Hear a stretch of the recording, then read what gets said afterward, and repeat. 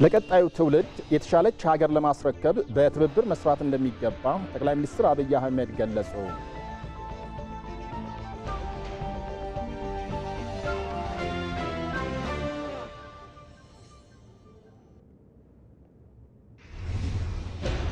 መንግስት ዜጎችን ተጠቃሚ የሚያደርጉ ስራዎችን አጠናክሮ እንደሚቀጥል ምክትል ጠቅላይ ሚኒስትር ተመስገን ጥሩነህ አስታወቁ።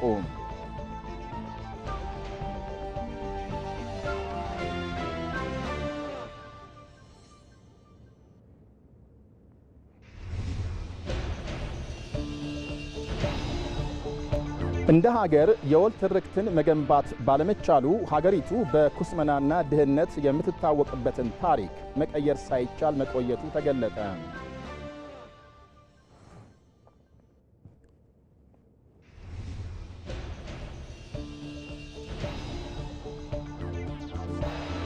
በቄለም ወለጋ ዞን የካዋ ገላን ወረዳ አርሶ አደሮች ከመስኖ ስንዴ በዓመት 2 ጊዜ ማምረት በመጀመራቸው ተጠቃሚ መሆናቸውን ገለጹ።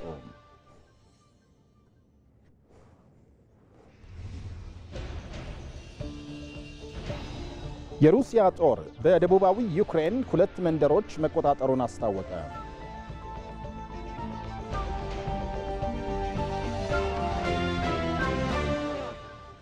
ጤና ይስጥልኝ፣ እንደምን ዋላችሁ ተመልካቾቻችን። የቀን 7 ሰዓት ዜና አሁን ጀመረ። አብራችሁ እንድትቆዩ ጋብዛለሁ። በላይ በቀለ ነኝ። የኢትዮጵያን ታላቅ ትርክት ልንዘግብ በየአቅጣጫው እንጓዛለን። ከፍ ብለን አዲሱን አድማስ እናያለን። የህብረትን ውበት፣ የአንድነትን ጥንካሬ እንመለከታለን። ትናንትን አርሞ ለማስቀጠል ከታሪክ ፊት እንቆማለን። የዛሬ የማንሰራራት አሻራችንን በተስፋ ብርሃን እንጽፋለን። ለነገ ትውልድ የሚተርፍ ብሔራዊ ጥቅማችንን እናማትራለን። የጋራችንን የወል መግባባት የሚያሰባስበንን የሀገር ህልም እንተርካለን። ትርክተ ኢትዮጵያ በየሳምንቱ ማክሰኞ ምሽት 3 ሰዓት ላይ በኢትዮጵያ ቴሌቪዥን። ለኢትዮጵያ ልዕልና ለቀጣዩ ትውልድ የተሻለች ሀገር ለማስረከብ በትብብር መስራት እንደሚገባ ጠቅላይ ሚኒስትር አብይ አህመድ ገለጹ። ጠቅላይ ሚኒስትር አብይ አህመድ መተሳሰብና መዋደድ ካለ ልማትና ሰላምን ማረጋገጥ እንደሚቻል ገልጸዋል። ጠቅላይ ሚኒስትሩ በአማራ ክልል ኦሮሞ ብሔረሰብ ዞን ከሚሴ ከተማ የተለያዩ የልማት ስራዎችን በትላንትናው ዕለት ጎብኝተዋል። ለዝርዝሩ ጌታቸው ባልቻ። ጠቅላይ ሚኒስትር አብይ አህመድ በትላንትናው ዕለት በአማራ ክልላዊ መንግስት ኦሮሞ ብሔረሰብ ዞን አስተዳደር መቀመጫ በሆነችው ከሚሴ ከተማ ተገኝተው የተለያዩ የልማት ስራዎችን ተመልክተዋል። ጠቅላይ ሚኒስትሩ በከሚሴ ከተማ ከጎበኟቸው የልማት ስራዎች የኮሪደር ልማትና የኤልፎራ አግሮ ኢንዱስትሪ የተቀናጀ የግብርና ልማት ፋብሪካ ይገኙበታል። በዚሁ ጊዜ በከሚሴ ከተማ ለተገኘው ህዝብም መልእክት አስተላልፈዋል።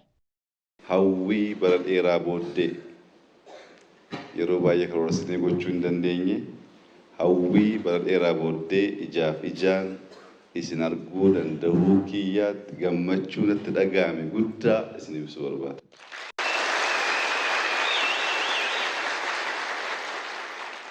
ከረጅም ዓመታት ምኞት በኋላ ብዙ ጊዜ አቅደን ሳናደርገው ቆይተን አሁን በአይን ስላየኋችሁ የተሰማኝን ትልቅ ደስታ ልገልጽላችሁ ፈልጋለሁ። የከሚሴን ህዝብ መጥቼ በአይን ለማየት ብዙ ጊዜ ስጠይቅ ነበር፣ ሳቅድ ነበር። እናንተን ለማየት ያለኝ ከልብ የመነጨ ፍላጎቴ ዛሬ ስለተሳካ ለፈጣሪ ምስጋና ማቅረብ ፈልጋለሁ። ይህ ህዝብ ትልቅ ታሪክ ያለው ህዝብ ነው። በጀግንነት በፍቅር ሰርቶ በማደር ከጎረቤት ጋር በመብላትና ከጎረቤት ጋር በሰላም በመኖር የሚታወቅም ነው። ከልጅነታችን ጀምሮ ታሪካችሁን እየሰማን መገለጫችሁን እያወቅን ያደግነው። በዚህ መልኩ መገናኘታችን ትልቅ ነገር መሆኑ እንዳለ ሆኖ የተወሰናችሁ ታስታውሱ ይሆናል 2 እና 3 ያህል የረመዳን ወቅቶች መልእክት ልኬላችሁ ነበር። ያው በልቤ ቦታ እንዳላችሁ እናንተም ታውቃላችሁ ማለቴ ነው። መተሳሰብና መዋደድ ካለ ልማትና ሰላምን ማረጋገጥ እንደሚቻልም ጠቅላይ ሚኒስትሩ ተናግረዋል። አረ ፕሬዝዳንቲን ኬኛው ቦ አረጋ ከበደ ኤገድፈን ቦዴ ከሚሴ ዱፌ ኡመተ ኪየላሉ በርባዳ ጋፊ ጀሉ ካሴፊን ቱሬ የክልሉ ርዕሰ መስተዳድር አቶ አረጋ ከበደን ከሚሴ መጥቼ ህዝቤን ማየት እፈልጋለሁ የሚል ጥያቄ አቅርቤላቸው ነበር። ዛሬ እዚህ እንድመጣ ስላገዙኝ አቶ አረጋን በእናንተ ስም አመሰግናለሁ። ትልቁ ነገር መተሳሰብ ነው። ትልቁ ነገር መፈላለግ ነው። ትልቁ ነገር በልቦና አለመራራቅ ነው። ሌላው ነገር በጊዜ ይመጣል። ከልብ መተሳሰብ ካለ ልማት፣ ሰላምና ሌሎች ፍላጎቶች ጊዜያቸውን ጠብቀው ይመጣሉ። ትልቁ ነገር ፍላጎት ነው፣ ፍቅር ነው፣ መገናኘት መቻል ነው። እሱ ደግሞ ዛሬ ስለተሳካ ሌላው ይቀጥላል ለማለት ፈልጌ ነው። ለቀጣዩ ትውልድ የተሻለች ሀገር ለማስረከብ በትብብር መስራት እንደሚገባም ነው ጠቅላይ ሚኒስትር አብይ አህመድ የገለጹት። ዋይ ሚሶማፍ ነገኝ ነሞኒ ገራገራ ቢፋ አዳዳቲን ካሰን ይጅሩ መነ ከሚሴ መን ወሎ አከቤኩት ጃለሊ ኬሶ ራመድ ስለ ልማትና ሰላም የተለያዩ ሰዎች በተለያየ መንገድ አነስተዋል። የኬሚሴ ህዝብ፣ የወሎ ህዝብ እንደሚያውቀው ፍቅር ከውስጣችን የሚመነጨው ከልብ ነው የሚመነጨው። ሰላም ከውስጣችን ነው የሚመነጨው። ውስጡ ሰላም የሌለው ውስጡ ፍቅር የሌለው ከውጭ ሊገዛ ይሞክራል እንጂ አይቻለውም። ጥላቻ፣ ንቀት፣ እኔ ብቻ ራስን መኮፈስ ካለ ሰላም አስቸጋሪ ነው። ከውስጣችሁ የሚመነጨው ሰላም ለዚህ አካባቢ ሰላም እንዲያመጣ እንደ ባህላችሁ እንደ ወሎ ባህል ፍቅርና ሰላምን ማስቀደም፣ አብረ መኖርን ማስቀደም፣ በአንድነት ወደ ብልጽግና ለመጓዝ ጥረት ማድረግ ባህላችሁ እንዲሆን ለሌሎችም ማስተማር እንዳለባችሁ መልእክቴን አስተላልፋለሁ። ኬሚሴዎች በችግሩ ጊዜ እንኳን ህብረታችሁን ጠብቃችሁ ቆይታችኋል። ከዚህ በኋላ ልማት ተረጋግጦ ከሁሉም በላይ ቀጣይ ትውልድ የተሻለ ኑሮ እንዲኖር እኛም እንሰራለን። በጋራ እንስራ፣ እንበርታ፣ አትጠራጠሩ። የሀገራችን ብልጽግና ይረጋገጣል። ያሰብነው ሁሉ ከፈጣሪ ጋር ይሳካል። የመንግስት አቋም አሁንም ሰላምና ልማት ነው ያሉት ጠቅላይ ሚኒስትር አብይ አህመድ ከዚህ በተቃራኒ የሚያስቡ አካላት ሊያቆሙን አይችሉም ሲሉም ገልጸዋል። ዲኒ ሀያዱ መሌ ሀተታፈቱ መሌ ኑዳቡ እንደንደኝ ማሊፍ ረቢ ወጅን ጅረዋንቴ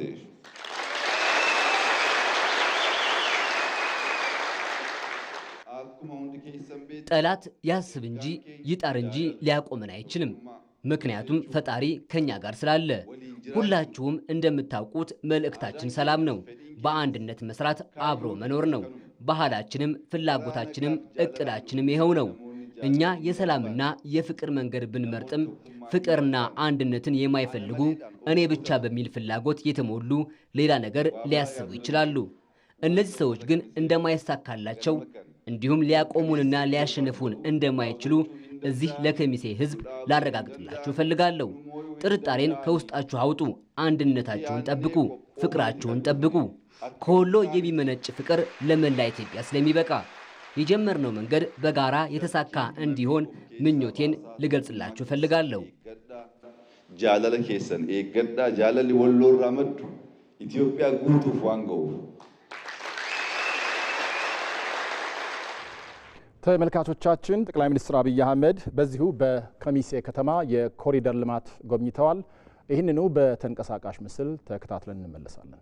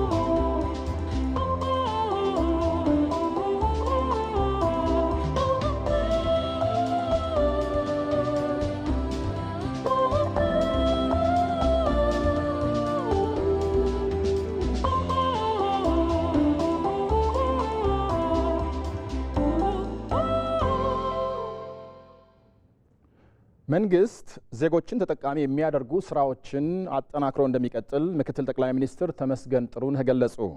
ምክትል ጠቅላይ ሚኒስትሩ በኮምቦልቻ ቦርከና ክፍለ ከተማ ለአቅመ ደካሞችና አረጋውያን የተገነባውን አብሮነት የጋራ መኖሪያ ጎብኝተዋል።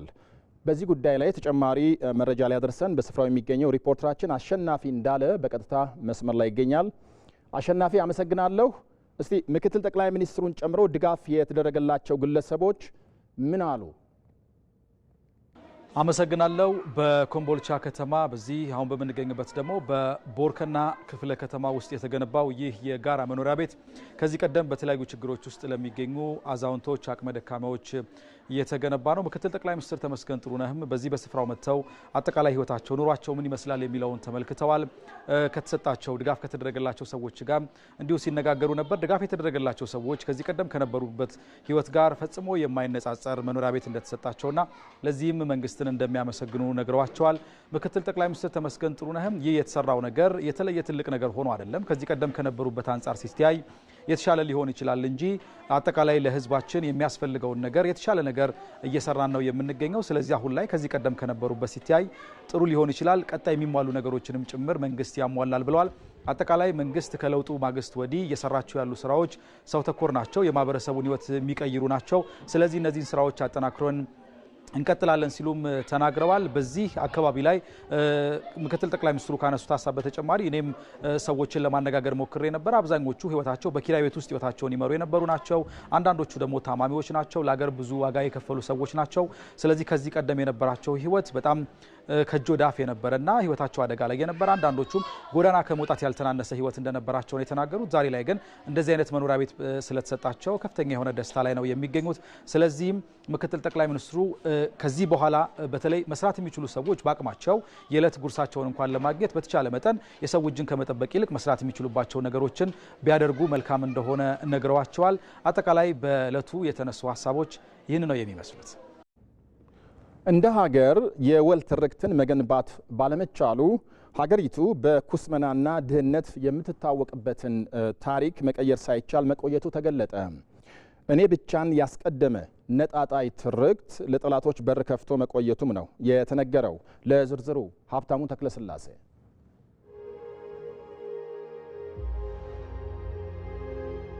እናትና አባትን አቃቅሯል። ወንድማማቾችን ዱላም አዟል። የልብ ወዳጆችን በነፍስ እንዲፈላለጉ አድርጓል። ከነበርንበት ከፍታና ልዕልና ለመውረዳችን እንደ አንድ እናት ልጆች ላለመተዛዘን፣ ላለመተሳሰባችን አንተ ትብስ ከምንባባልበት አኩሪ ሴት በዋለበት ላለመዋላችን ግዙፍ ምክንያት ነው እኔ ብቻ። የተወሰነው ክፍል የምንዳው ሁሉ ባለቤት እኔ ነኝ አለ። ሁሉንም ምንዳ፣ ሁሉንም ድል የኔ ነው፣ እኔን ተከተሉ የሚል አስተሳሰብ በአንድ ጎን፣ ይህን አስተሳሰብ ደግሞ ለመቃወም ሌላ በኩል ፍዳው በሙሉ የደረሰው እኔ ላይ ብቻ ነው የሚል የዚህ አይነት ትስስር ያለው ህብረተሰብ ውስጥ የታሪክ ውዥንብር፣ የታሪክ ጠብ፣ የታሪክ የባለቤትነት ጭቅጭቅ ነው። በሐሳብ አልቦ ፖለቲካ የመደመር መንግስት እንደሚል ወደ ጽንፈኝነት የሚያድገው ነጣጣይ ትርክት የፖለቲካ ገበያው መገበያያ ገንዘብ ነው። እሱን ያልያዘ ገዥም ሻጭም አያገኝምና አብስሎ አሽሞንሙኖ ገበያ ይዞት ይወጣል። ይዞ መውጣቱ ባልከፋ በሀብታችን ላይ ተኝተን በመቆርቆዛችን ላይ ያቆየን። የእርስ በርስ መጠራጠርን፣ መገፋፋትን አነገሰ። ስማችንን እንኳን ለመቀየር አንድ እርምጃ አላራመደን አለ እንጂ በነጠላ እኔ ውስጥ እኛ የለም። ከወዲያና ከወዲህ ቆሞ መጓተት ብቻ። ሰዎች በሰውነታቸው ብቻ እርስ በርስ የየራሳቸውን እውነት ተጋርተው የሀገራቸውን እውነታ ይዘው እንዳይሄዱ የተደረገበት ሁኔታ የገባ ነው እኮ። እነዚህ የሁለት የትርክት ጎራዎች የፈጠሩት ጣጣ ነው። ከሞኝ ደጃፍ እንዲሉ ሀብቶቻችን ህብረታችንን ቢጠይቁም፣ ጸጋዎቻችን መደመራችንን ቢፈልጉም ልንጠቀምባቸው ይቅርና የት እንዳሉም ለማወቅ ተቸግረናል። የኛ መጓተት ለጠላቶቻችን እድል ሆኖ የህልማችንን መንገድ ዘግቷል። ስንጥቃቶቻችን መልካም አጋጣሚ ሆነውላቸው ወደ ከፍታችን መወጣጫው ላይ እንቅፋት አስቀምጠዋል። ለዚሁ ነው ምንዳችን ዕዳ፣ በረከታችን እርግማን ሆኖ የዘለቀው። የተሟላውን እውነት አለማጤን ደግሞ ዋናው ምክንያት። አሁን እንደ ደህየን እንቀጥል ወይንስ እንበልጽግ? እንጥፋ ወይንስ አጥፊውን አስተሳሰብ፣ መርዘኛ አካሄድ እንንቀል ነው ጥያቄው። መልሱ ግልጽ ነው። ገዢውን የሚያሰባስበውን የወል መንገድ የጋራ የጠራ መስመር መርጦ ህብረ ብሔራዊነትን ማንበር፣ አንድነትን ማጽናት። ኢትዮጵያ ውስጥ ንዑሳን ትርክቶች አሉ። እሱ መኖሩ ነውር አይደለም። ከፋፋይ ትርክቶች አሉ። እሱ ባይኖር ጥሩ ነበር። ነጠላ ትርክቶች አሉ። እሱም መኖሩ ችግር የለውም። የሰው ባህሪ ነው። እንደ ሀገር በጀት የምንመድበው፣ እንደ ሀገር መዋቅር የምንሰጠው፣ እንደ ሀገር በትምህርት ስርዓት የምናካትተው፣ እንደ ሀገር በንግግሮቻችን ውስጥ የምናካትተው፣ እንደ ሀገር በሐውልቶቻችን፣ በሙዚየሞቻችንና በሌሎች ነገሮች የምናካትተው፣ እንደ ሀገር የሰው ኃይል የምንመድብበት፣ እንደ ሀገር ሚዲያዎቻችን የሚናገሩበት፣ ኪነ ጥበባችን የሚናገረው ለየትኛው ነው ትልቁ ነገር። ይህንን ባበረታን ቁጥርና ለዚህ ግንባታ እነዚህን ሁሉ አቅሞች በተጠቀምን ቁጥር ንዑሳን ትርክቶችም ነጠላ ትርክቶችም በአቅማቸው ብቻ መኖር ይጀምራሉ። አፍራሽ ትርክቶች ደግሞ ይጠፋሉ። እዚህ ሁለተኛው የገዥ ትርክት ግንባታ ነው። መጠራጠር የሚጠፋው፣ ሰላም የሚጸናው፣ ጸጋችን ተገልጦ ጓዳችንን የሚሞላው፣ መታወቂያ ኩስማናችንን የሚፍቀው ኢትዮጵያን በልኳና በክብሯ ልክ ገልጠን አንድም ብዙም ሆነን መሰባሰቢያችንን ሰንደቅ መገናኛችንን የሀገር ፍቅርና የማይነጥፍ ውለት አድርገን ከእኔ እኛ ወደ ማለት ከተሸጋገርን ብቻ ነው። በኢትዮጵያ ማዕቀፍ ውስጥ የጋራ ታሪክ፣ የጋራ ባህል፣ የጋራ ውርስ፣ የጋራ መስዋዕትነት ስላለ ያደገ ማንነት ስለሚሰጠን ከግል ከአንድ አካባቢ ፍላጎትና መሻት ባሻገር በኢትዮጵያዊ መሻት በጋራ መቆም ለሁላችን ክብርና የላቀ ስለሆነ በኢትዮጵያዊነት ደግሞም ህብረ ብሔራዊ አንድነትን ባከበረ መንገድ በጋራ እንድንተጋ፣ እንድንለፋ፣ እንድንሰራ፣ ለብልጽግናችን እንድንቆም በታላቅ ትህትና ጥሪዬን ላቀርብ እፈልጋለሁ። ያረባ መጓተት፣ ፋይዳ የሌለው የጽንፍ መንገድ፣ የሚያስተዛዝብ እኔ ብቻ ባይነት፣ ኢትዮጵያን የመሰለ መሪነት፣ ሀገሬን የመሰለ የነጻነት ቀንዲልነት አይመጥንም ብለን እስካልተሰባሰብን ያው አዙሪት ነው። ልንወጣ ስንል ተመልሰን የምንዘፈቅበት የመጠፋፋት መንገድ። እንደመር፣ አንድ ሆነን እንጽና የኢትዮጵያችን ጥሪ ነው። የከተሞች ፎረም ከተሞች የውስጥ አቅማቸውን እንዲያጠናክሩና ተወዳዳሪ የሚያደርግ መሆኑን የከተማና መሠረተ ልማት ሚኒስትር ወይዘሮ ጫልቱ ሳኒ ገለጹ። ሚኒስትሯ በሰመራ ከተማ እየተካሄደ በሚገኘው 10ኛው የከተሞች ፎረም ላይ ጋዜጣዊ መግለጫ ሰጥተዋል። በሰመራ ከተማ እየተካሄደ የሚገኘው 10ኛው የኢትዮጵያ ከተሞች ፎረም በሁለተኛ ቀን ውሎ ኤግዚቢሽንና የተለያዩ የፓናል ውይይቶች ተካሂደዋል። በዚህ ጉዳይ ላይ ማብራሪያ ሊሰጠን ሁሴን መሐመድ በቀጥታ መስመር ላይ ይገኛል። ሁሴን አመሰግናለሁ። የኢትዮጵያ አሁን የከተሞች ፎረም የሁለተኛ ቀን ውሎ ምን ይመስላል? በፓናል ውይይቱ ላይ የተነሱ ጉዳዮች ምንድን ናቸው?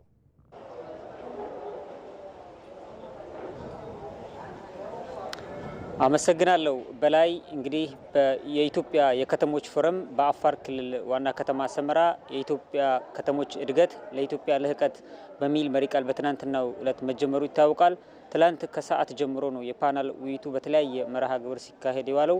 በዛሬው በሁለተኛ ቀን ውሎ እንግዲህ በተለያዩ ቦታዎች ላይ የፓናል ውይይቶች ሲካሄዱ ነበረ።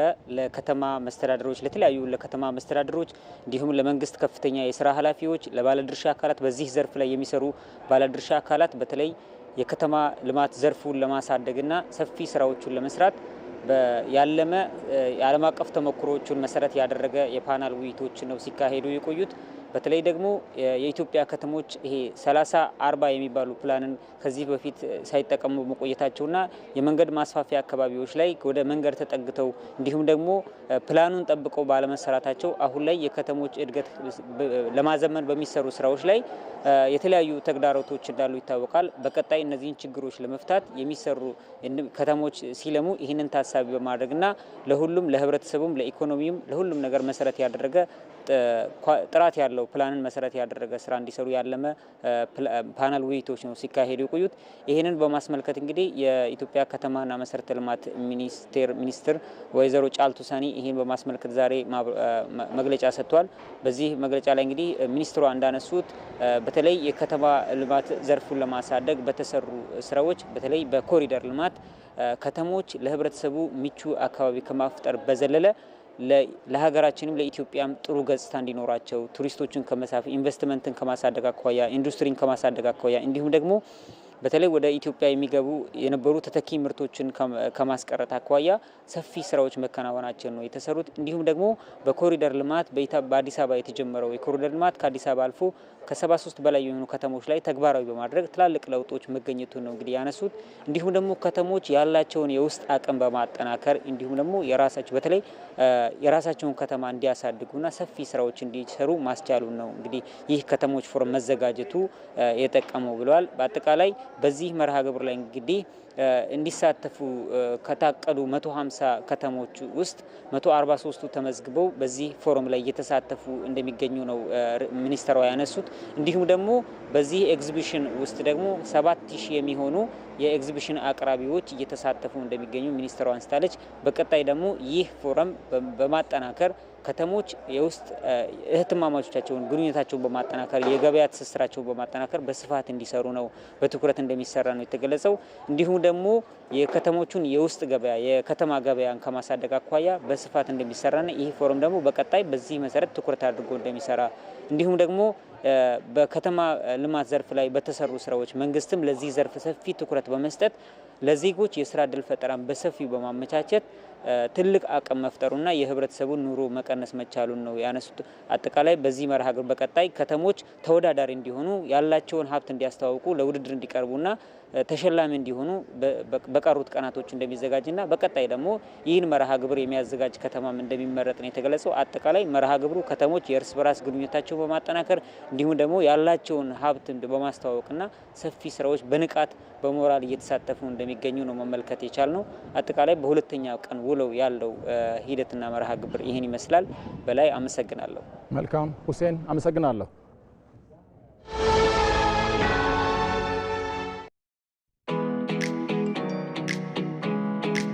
የቴክኖሎጂ ችሮታዎች ባደጉ ቁጥር ሰውን ለመጉዳት የሚጠቀሟቸውም ይበዛሉ። የዕለት ጉርሶንም ሆነ ለነገ ያሉትን አንጡራውን ከቀማኞች ለመታደግ ማስተዋልን ይሻል።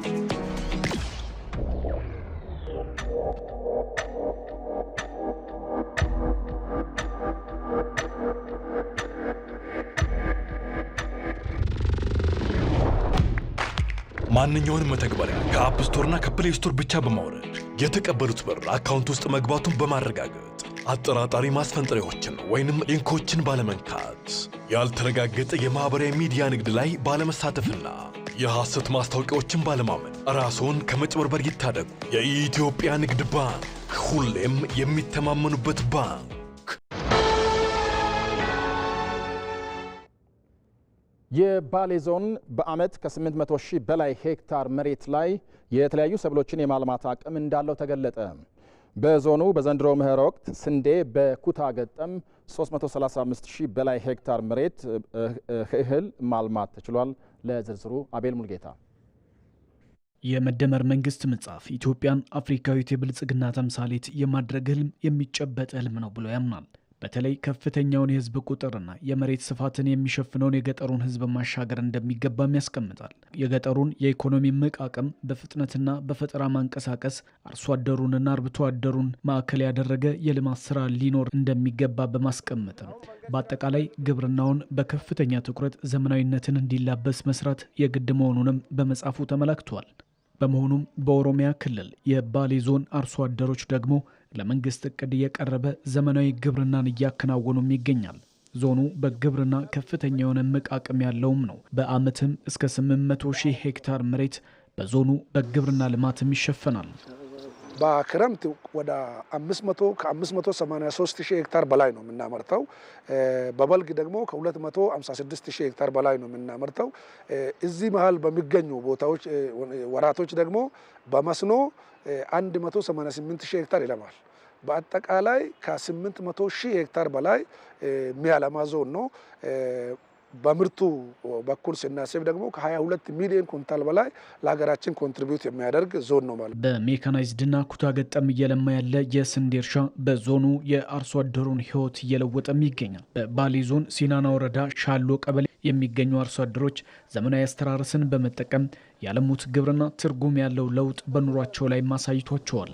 ኦሚሽኒ ቀመዲ ሮማ ከናቲቲ በሬድ የስንዴ ምርት ጥሩ ነው። በክላስተር ተደራጅተን በግብርና ባለሙያዎች ተደግፈን እየሰራን ነው። ይኸው እንደምትመለከቱት ጥሩ ስንዴ ይዞልናል። ከዚህ በፊት በሄክታር ከ35 እስከ 40 ኩንታል ምርት ነበር የምንጠብቀው። አሁን ደግሞ 65 ኩንታል ድረስ በሄክታር እንገምታለን። ከዚህ በፊት በብተና እንዘራ ነበር። አሁን ደግሞ በኩታ ገጠም ተደራጅተን እየሰራን የተሻለ ምርት እናገኛለን። ልጆቻችንን በጥሩ እያሳደግንና በአግባቡ እያስተማርን እንገኛለን። ኑሯችንም ተሻሽሏል። የሚገርመው በኩታ ገጠም የሚዘራው በተለመደው መንገድ ከሚዘራው በእጅጉ የተሻለ ምርት አለው። በወረዳው ምርትና ምርታማነትን ለማሳደግ የሚያግዙ ግብዓትና ዘመናዊ የእርሻ መሳሪያ በሰፊው አገልግሎት ላይ እየዋለም ይገኛል። ዘንድሮም ከ60 ሺህ በላይ ሄክታር መሬት በሲናና ወረዳ ብቻ በስንዴ ማልማትም ተችሏል። አሁን ዘንድሮ ከ67 ሺህ ሄክታር በላይ ነው ስንዴን ለማልማት ያቀር ነው። ከዚህ ላይ ከ3.2 ሚሊዮን በላይ ምርት እንጠብቃለን ማለት ነው። ፓር ሄክታር ከ40 ከዛ በላይ ነው የምንጠብቀው። ምርጥ ዘርም ማዳበሪያውም ደግሞ ከዚህ በፊት እጥረት ነበረ።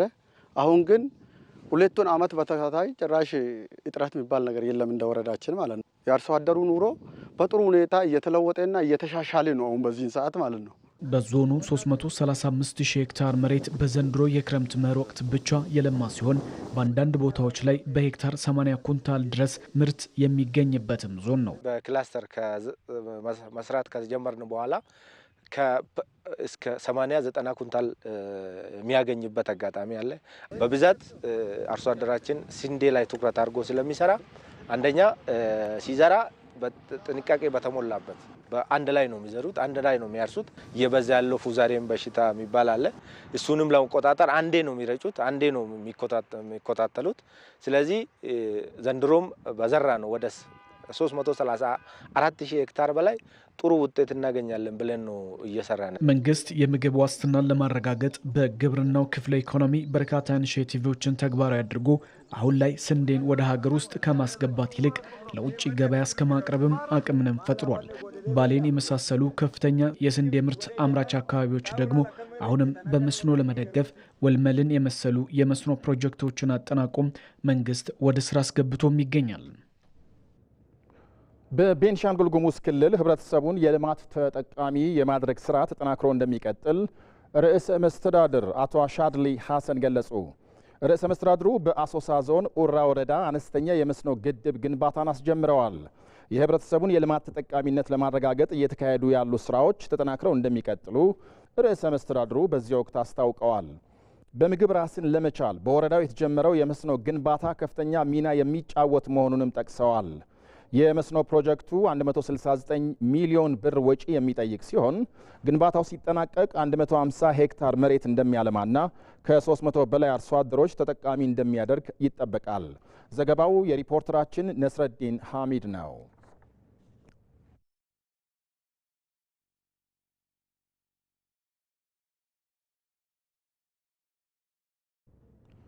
ምርትና ምርታማነታቸው እንዲጨምር የተሻሻሉ ዝርያዎችና ቴክኖሎጂዎች ለአርሶ አደሮች በብዛት ሊቀርቡ እንደሚገባ ተገለጠ። ግብርናውን ለማዘመን ከአጋር ሀገሮች ጋር በጥምረት እየሰራ መሆኑን የግብርና ሚኒስቴር አስታውቋል። ለዝርዝሩ ፍሬዎት ረታ። ቡሌ አባ መንጫ አባ ዲካና መንክር አባ ፊጣ በጅማ ጎማ ወረዳ የበሻሻ ቀበሌ አርሶ አደር ናቸው። አርሶ አደሮቹ ከዚህ ቀደም በመሬታቸው በቆሎ ይዘሩ እንደነበረና አሁን የተሻለ ገቢ ለማግኘት ወደ ሻይ ቅጠል እርሻ መሸጋገራቸውን ይናገራሉ። ምርትና ምርታማነታቸው እንዲጨምር የተሻሻሉ ዝርያዎችንና ቴክኖሎጂዎች ቢቀርቡልንም ይላሉ። ወጂን ባለ ሻይ አኩመላለም በሬዱዳ የሻይ ቅጠል እርሻ ስራ ውጤታማ ስራ ነው። ይበልጥ ግን በሞራል እንድንሰራ ድካማችንን ሊያቀሉልን የሚችሉ ማሽኖች ቢቀርቡልን መልካም ነው። በቆሎር ፈጫም ፎዬ በፊት የምዘራው በቆሎ ነበር። አሁን የሻይ ቅጠል ነው። ከበቆሎ የተሻለ ገቢ አግኝቼበታለሁ። ግን ይበልጥ ውጤታማ እንድሆን የሻይ ቅጠሉን ምርጥ ዘር ባገኝ ደስ ይለኛል። በግብርናው ዘርፍ ብቁ ተመራማሪዎች አፍርተናል የሚሉት የግብርና ምርምር ኢንስቲትዩት ዋና ዳይሬክተር ፕሮፌሰር ንጉሴ ደቻሳ ምርታማነትን ለመጨመር ዘመናዊ ቴክኖሎጂዎችን መታጠቅ ይገባናል ብለዋል። ጨዋታ ቀያሪ ቴክኖሎጂ ያስፈልጉናል። ለምሳሌ በስንዴ ከፍተኛ ምርት ለማግኘት የዲቃላ ዝርያ የሚሰራበት ሞለኪውላር ቴክኖሎጂ አለ። ያ ሞለኪውላር ቴክኖሎጂ አንድ ስንዴ እጥፍ ወይም ደግሞ ቢያንስ በ50% ምርታማነቱን መጨመር ይቻላል። ይህንን ለማድረግ ደግሞ ኢትዮጵያ ምንድነው የምርምር ቴክኖሎጂ ላይ የምርምር መሰረተ ልማት ላይ ኢንቨስትመንት ማድረግ ያስፈልገናል። ላቦራቶሪያችንን በጣም ማጠናከር አለብን። ዘመናዊ መሳሪያዎችን አምጥተን ለዚህ ለሞለኩላር ቴክኖሎጂ የሚሆኑትን ባዮቴክኖሎጂ በዘመናዊ መሳሪያ ታግዘን መስራት አለብን። ብዙ ተመራማሪዎች አሉን አቅም ያላቸው ማለት ነው። ስለዚህ ይህንንም ሰርተን ምርትና ምርታማነታችንን ከዚህ በላይ ማሳደግ ይገባናል። የተጠቀሱ ችግሮችን በመፍታት ግብርናውን ለማሻገር በውስጥ አቅም ከሚሰሩ ስራዎች በተጨማሪ ከአጋር ተቋማት ጋር ጥምረት እየተፈጠረ ነው የሚሉት ደግሞ የግብርና ሚኒስትር ዴኤታ የሆኑት ዶክተር ኢፋ ሙለታ ናቸው። አዲሱ የገጠርና ግብርና ፖሊሲ ከማሻሻል አንጻር ብዙ ነገሮች ዘመናዊ የሆኑ ስራዎችን ለመስራት መንግስት አቅዶ ተነስቷል። ቻይና ከአፍሪካ ጋር ከሚታደርገው ከ10 የትብብር ማዕቀፍ ውስጥ አንዱ ነው። ሺጂንፒንግ ከመጡ በኋላ ለአፍሪካ ያቀዱት 10 ማዕቀፍ ውስጥ የግብርና ቴክኖሎጂ እና ኢኖቬሽን ፎረም ወይም ጉባኤ ግብርናን ለማሻገር ትልቅ አስተዋጽኦ ኖሯል። እንደዚሁም ከቻይና ጋር እኛ ደግሞ ከደቡብ አሊያንስ ወይም ትብብር ጋር አብረን ነው የምንሰራው። ስለዚህ በዘመናዊ ግብርና ላይ ከንግድ ጀምሮ ከዲጂታል ዓለሙ ጀምሮ እንደዚሁም ደግሞ በተለያዩ የትብብር ስራዎች አብረን የምንሰራ ነው። ይሄ ትልቅ እድል ነው ማለት ነው። የቻይናን የግብርና ልምድና ቴክኖሎጂ ወደ አፍሪካ ለማሸጋገር ያለመ የቻይና አፍሪካ የግብርና ሳይንስ ቴክኖሎጂና ኢኖቬሽን ጥምረት ጉባኤ በአዲስ አበባ መካሄዱ የሚታወስ ነው። በማዕከላዊ ኢትዮጵያ ክልል ከሚገኙ የቱሪዝም መስህቦች መካከል አቡነ ገብረ መንፈስ ቅዱስ ምድረ ከብድና የጥያ ትክል ድንጋዮች ይገኛሉ። ባልደረባችን ሳዳት መሐመድ ሳኒ መረጃ ሊያደርሰን በቀጥታ መስመር ላይ ይገኛል። ሳዳት አመሰግናለሁ። እስቲ በክልሉ ያሉ የቱሪዝም መስህቦችን ለማሳደግ ምን ስራዎች እየተካሄዱ ነው? ጠቅለል አድርገህ ባጭሩ ግለጽልኝ።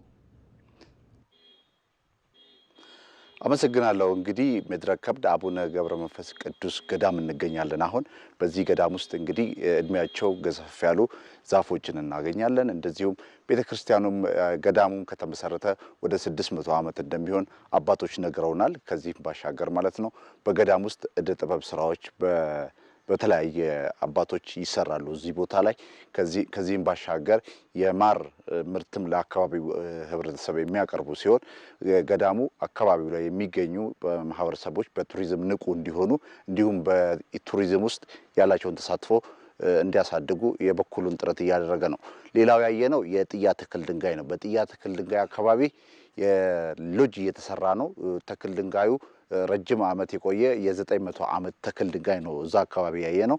በዚህ ትክል ድንጋይ እንግዲህ የአካባቢውን ቱሪዝም ለማንቃት የአካባቢውም ህዝብ ከማህበረሰቡ ጋር እየተሰራ ነው ማለት ነው። በ1972 በዩኔስኮ የተመዘገበው የጥያ ትክል ድንጋይ እስካሁን ድረስ ብዙም ለአካባቢው ማህበረሰብ የሚጠቅም አልነበረም። አሁን በአካባቢው ላይ ሎጅ እየተሰራ ነው። ያ ሎጅ እንግዲህ ከባለ ሀብቶች ጋር በመጣመር መንግስት ለባለ ሀብቶችም የተወሰነ ፐርሰንቱን ለባለ ሀብቶች ሰጥቶ እያሰራ ነው የሚገኘው። እንግዲህ ይህ ሁሉ ሲጠናቀቅ ሀገሪቷ ከያዘቻቸው ከኢኮኖሚ መሰረቶች መካከል ማክሮ ኢኮኖሚን ያንቀሳቅሳሉ ተብሎ ከሚታሰበው መካከል ቱሪዝም ነውና በዚህ አካባቢ ካየናቸው የቱሪዝም መስህቦች መካከል ሁለቱ ወሳኞች ናቸው። ወደ በኋላ ላይም እንዲሁ ወደ መስጂድ አባዲ መስጂድ የሚባል እንደዚሁ እናገኛለን ማለት ነው። ይህንንና ሌሎችንም የቱሪዝም መስህቦች በክልሉ ያሉትን ተጨማሪ መረጃ የምናደርሳችሁ ይሆናል። በሌላ የዜና ወጃችን አብራችሁን ቆዩ። ሳዳት አመሰግናለሁ።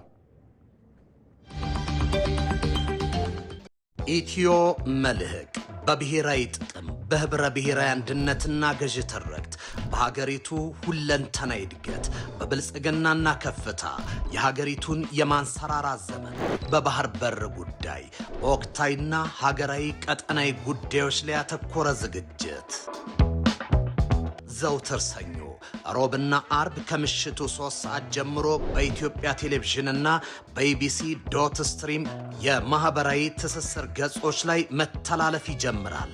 ኢትዮ መልህቅ በቅርብ ቀን ይጠብቁን።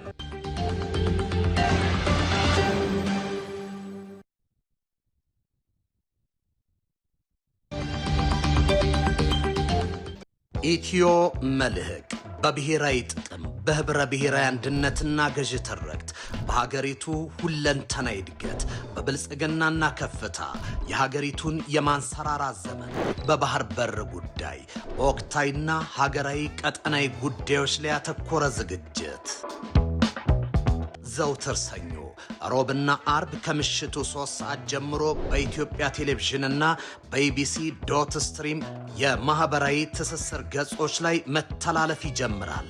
ኢትዮ መልህቅ በቅርብ ቀን ይጠብቁን።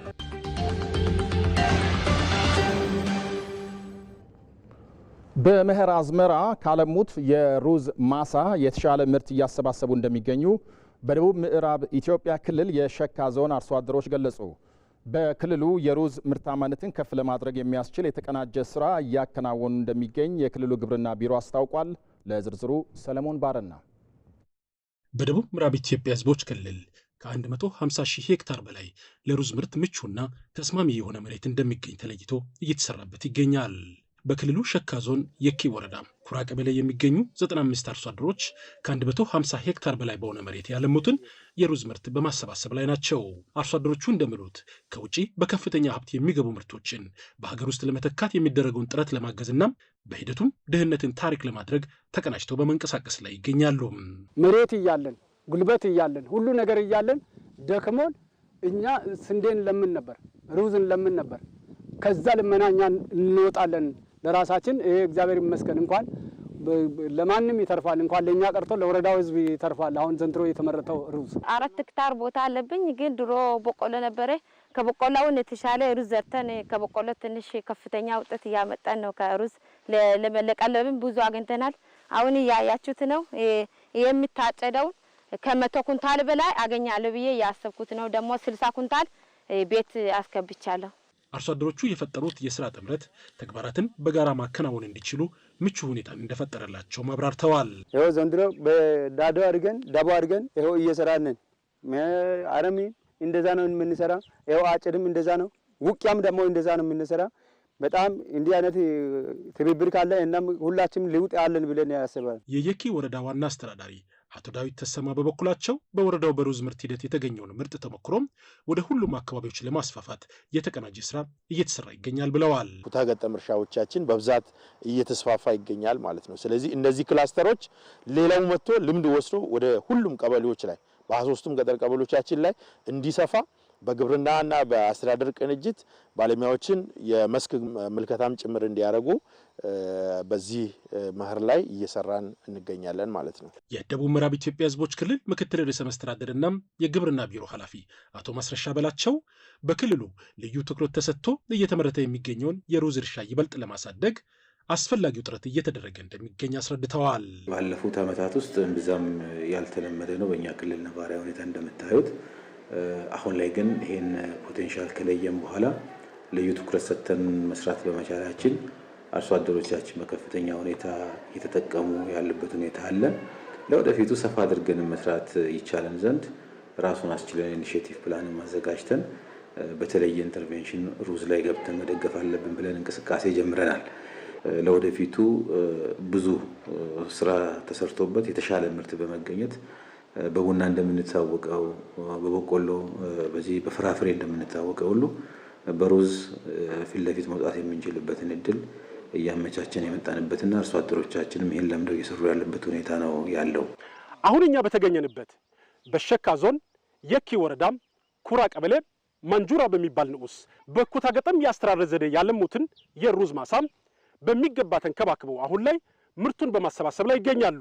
ለኢቲቪ ዜና ከደቡብ ምዕራብ ኢትዮጵያ ህዝቦች ክልል ለተጠናቀረው ዘገባ ሰለሞን ባረና ነኝ፣ ሸካ ዞን የኪ ወረዳ። በአዲስ አበባም የማህበረሰብ አቀፍ የጤና መድህን የአባልነት ምዝገባና እድሳት እስከ ህዳር 30 ይካሄዳል። ነዋሪው አስፈላጊውን የአባልነት እድሳት እንዲፈጽም ጥሪ ቀርቧል። ለዝርዝሩ ሳራ ሀሳህለ ስላሴ። አቶ በየነ ቡኔ በአራዳ ክፍለ ከተማ ባሻ ወልዴ ኮንዶሚኒየም ነዋሪ ናቸው። የማህበረሰብ አቀፍ የጤና መድህን አባል በመሆናቸውም ከነ ቤተሰባቸው ተጠቃሚ መሆን መቻላቸውን ይገልጻሉ። በኮሌስትሮል ኬዝ እኔ ነኝ የምጠቀመው። አንደኛዋ ልጄ ስኳር አለበት። ስፔሻሊ በብዛት የተጠቀምኩት በልጄ ነው እና በእኔ ነው። እኔ በ3 ወሩ ቀጠሮ አለኝ። አሁን ህዳር 3 ራሱ ቀጠሮ አለኝ ቼክ የምደረግበት ኮሌስትሮል። በታመምኩበት ሰዓት ገብቼ በር አንኳኩቼ ከፍቼ የምታከምበት ነው። የባሻ ወልዴ ጤና ጣቢያ እስካለፈው ዓመት ድረስ ከ800 በላይ የጤና መድህን ተጠቃሚዎችን መመዝገብ መቻሉን ሜዲካል ዳይሬክተሯ ፍሬዎት ስዩም ይገልጻሉ። ከጥቅምት 1 እስከ ህዳር 30 ነው አባላት ማፍሪያ ጊዜ። ከዛ በኋላ አልፎ ቢመጡ ቢፈልጉም አባል መሆን አይችሉም። የተዘጋ ነገር ስለሚሆን ስኳር ህመም ሁልጊዜ የማይቋረጥ መድኃኒቶች ያሏቸው እነሱ በጣም ተጠቃሚዎች ስለሆነ ጥቅሙንም ስለሚያውቁት ይህንን እድል ማሳለፍ አይፈልጉም እና ይጠቀማሉ። እኛም ያው ለማድረስ እንሞክራለን። በጤና ኤክስቴንሽኖችም ያው ኮሚኒቲ ላይ ነው ሁሉም የሚሰራው። አገልግሎቱ የታካሚዎችን ወጪና እንግልትን የሚቀንስ መሆኑንም ተጠቃሚዎች ይመሰክራሉ።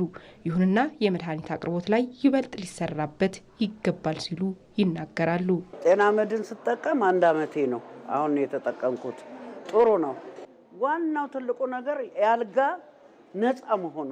እውነቴ ነው። ጤና መድህን የሚጠቅመው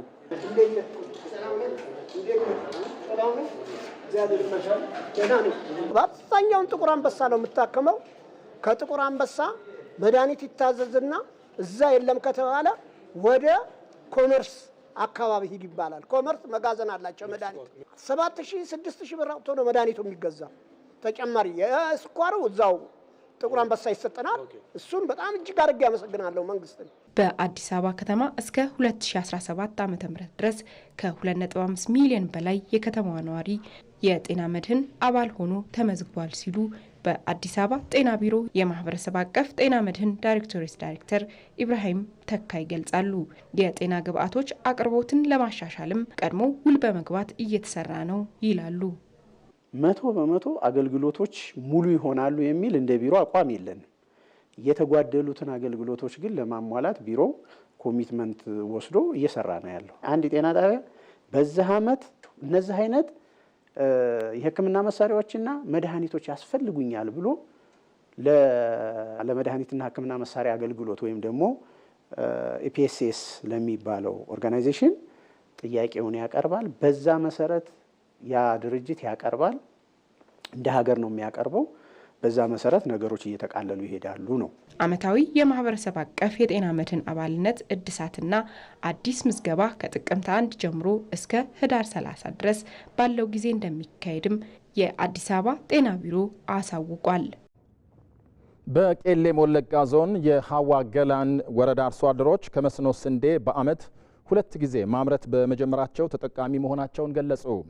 ዘንድሮ ከ23000 ሄክታር በላይ መሬት በመስኖ ስንዴ ለማልማትና ከ500,000 ኩንታል በላይ ምርት ለማግኘት እየተሰራ ነው ብለዋል። ሰናይት ሰይፉ ዝርዝሩን ታቀርባለች። በቄለም ወለጋ ዞን የሀዋን ገላን አርሶ አደሮች ስንዴን በመስኖ ማልማት ከጀመሩ ወዲህ ተጠቃሚ መሆናቸውን ተናግረው በዓመት 2 ጊዜ ማምረት በመጀመራቸው ኢኮኖሚያቸው ላይ መሻሻል መምጣቱንም ተናግረዋል። ወጋቲ ሲያሰዲ አከኑ ፈየደምኑ ጎዴራ ትልቅ ለውጥ እየመጣ ነው። ይህ ደግሞ በዓመት 3 ጊዜ እንድናመርት አድርጎናል። ክረምት በቆሎ ምርት ሰብስበን ከዛም ሩዝ ዘርተን የሱንም ምርት ሰብስበናል። አሁን ደግሞ ስንዴን በመስኖ እየዘራን እንገኛለን። ወደፊትም ከቴክኖሎጂ ጋር የበለጠ እየተላመድን ምርታማነታችንን እያሳደግን እንሄዳለን። ገቢያችንም ይጨምራል፣ ኑሯችንም እናሻሽላለን። መንግስትም አስፈላጊውን የግብዓት ድጋፍ እያደረገልን ነው። የቄለም ወለጋ ዞን የግብርና ጽሕፈት ቤት ኃላፊ አቶ ሙለታ ዋቅጅራ በዚህ ዓመት በዞኑ ከ150,000 ሄክታር በላይ መሬት በመስኖ ለማልማት መታቀዱንና ከዚህ ውስጥ እስካሁን ከ29,000 ሄክታር በላይ መሬት በዘር መሸፈኑን ተናግረዋል። ጫራውኒ ፈከፎቶን ሻላት ቀቡ ከና ሁንደ ፈየደምነ ጅምሶ መቀመዲ ጀልሲት ጋፈገሉ በረበራን ያሉንን እድሎችና እምቅ አቅሞች በመለየት ወደ ስንዴ ልማት ከገባን በኋላ በየዓመቱ ብዙ ለውጦች እያገኘን ነው። ባለፈው ዓመትም በዚህ ረገድ ያቀድነውን የስንዴ ልማት አሳክተናል። በዚህ ዓመትም 150,000 ሄክታር የበጋ ስንዴ በማልማት 5 ሚሊዮን ኩንታል በላይ ምርት ለማግኘት አቅደን እየሰራን ነው።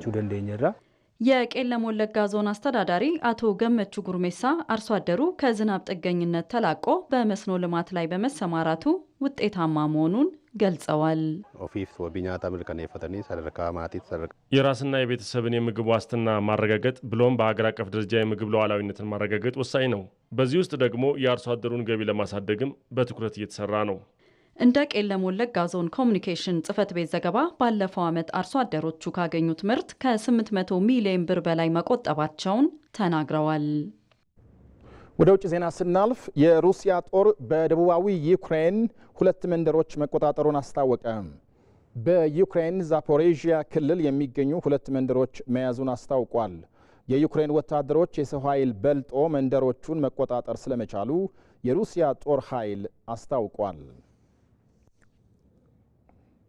ተመልካቾቻችን የቀን ዜና ክፍለ ጊዜ በዚሁ አበቃ። በላይ በቀለ ነኝ። ደህና ዋሉ።